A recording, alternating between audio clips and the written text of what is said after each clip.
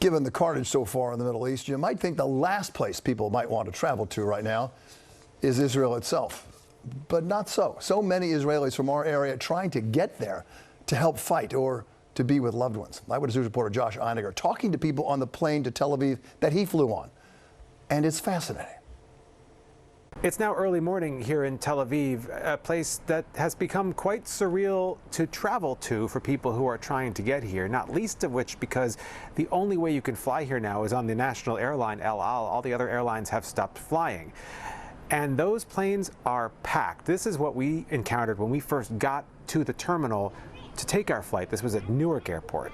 More than a dozen people, including a lot of kids, were singing and dancing, serenading passengers as they went through the security formalities and then checked in for that late night flight out of Newark to Tel Aviv's Ben Gurion Airport. And the plane was jam-packed, every single seat filled. There are a lot of people who just need to be here. First of all, soldiers, reservists who are flying home to join the IDF, philanthropists. We found volunteers working to try to help people who have been displaced or have lost loved ones in the initial attack.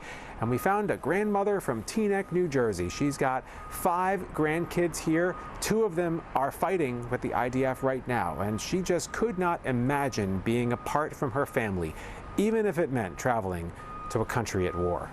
We're driving to our kids in RBS, and you're in your car and a rocket comes, and we were just reading, what do? You get out of your car, you lie down with your hands over your head, you get far away from your car in case they're targeting it.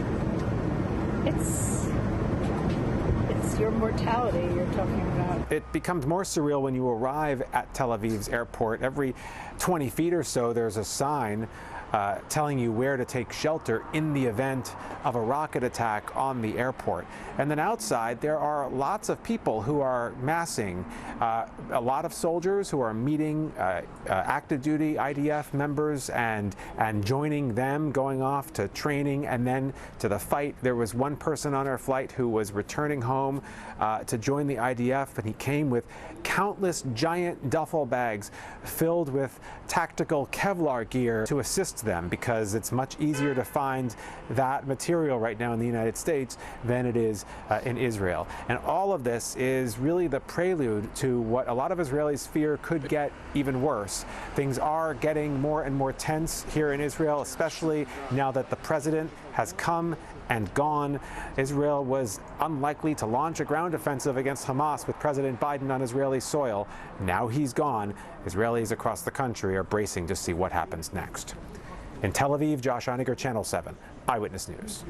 Josh, thank you. And stay with Eyewitness News and look for Josh's live reports from Israel. The crisis in the Middle East continues to unfold.